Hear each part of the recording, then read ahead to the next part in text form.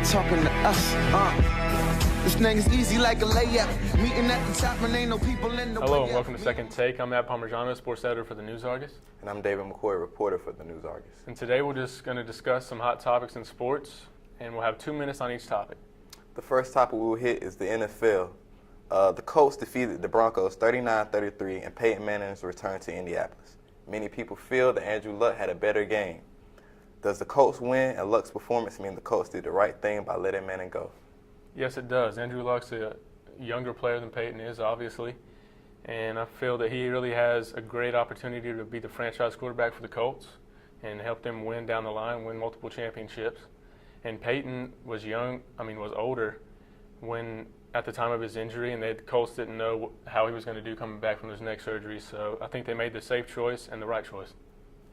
I'm going to disagree. I felt it was very disrespectful for the Colts to kick Peyton Manning out. Peyton Manning should have been a Colt for his life. It should have been up to him if he decided to leave or wanted to go to a different team. I felt like they could have gave him more time to look at his injuries and decided to made a decision there instead of just cutting him and replacing him with Andrew Luck.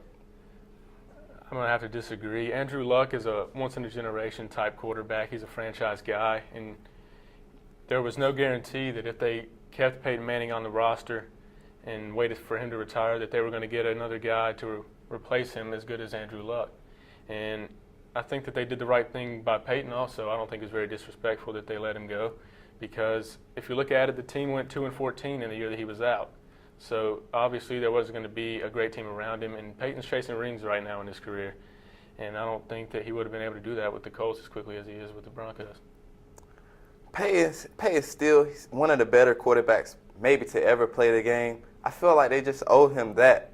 And for him to just retire a Colt, I feel like the staff should have really wanted that. And I feel like this season he come back with a little revenge. Even though they did take a loss to the Colts, I still think Peyton is probably the best quarterback in the league today, and he should have retired a Colt. All right, well, that's a tough topic. You know, they could have done well either way. But we're going to move on to the NBA now. And the NBA preseason has been underway for a while. And the season opener is on October 29th when the defending champion Miami Heat take on Derrick Rose, who's coming back from injury, and the Chicago Bulls. So, David, which teams do you think will meet in the NBA Finals, and who will win it? In the West, I think it's very easy. I think the Thunder.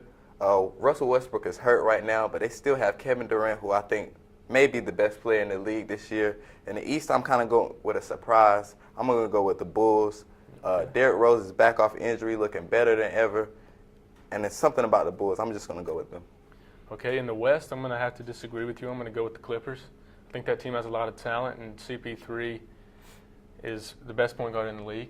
And I think with Doc Rivers as the coach, they're going to gel and they're going to push the Thunder and beat them, because I feel that the Thunder are not going to have that type of chemistry that the Clippers will, because Westbrook will be coming off injury late in the season.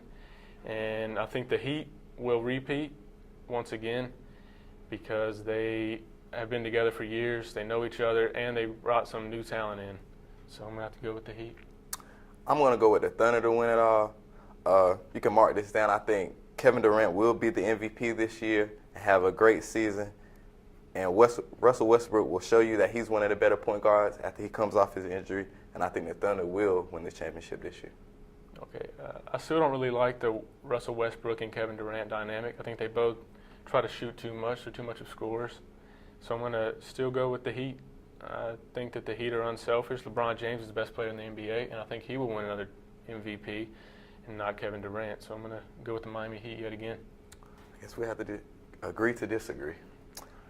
The next topic, we got MLB, the World Series, the Boston Red Sox versus the St. Louis Cardinals. Who do you think will win the World Series? I'm going to go with the Cardinals. I like their young pitching staff led by Adam Wainwright and Waka. And I like Carlos Beltran. He leads that offense, and he's one of the best postseason hitters of all time. I think it's time for him to get a ring. I think the Cardinals do it. I'm going to go opposite. I'm going to go the Red Sox. I think the Red Sox have great leaders in David Ortiz and Dustin Pedroia, and great pitching with Lackey and Lester leading them. So I'm going to go with the Red Sox to win the World Series. I'm still going to have to go with the Cardinals. I think their manager has a little bit more experience. John Farrell's a first-year manager for the Red Sox. I think Mike Matheny is going to lead the Cardinals to the championship. All right, and just want to thank you for joining us on this show, and just look out for our next one. Thank you. Thank you. Great. Non-debatable, so don't talk to us. I take my all-stars like it's diamonds on my t-shirt. Undefeated in belts, check out that wordplay.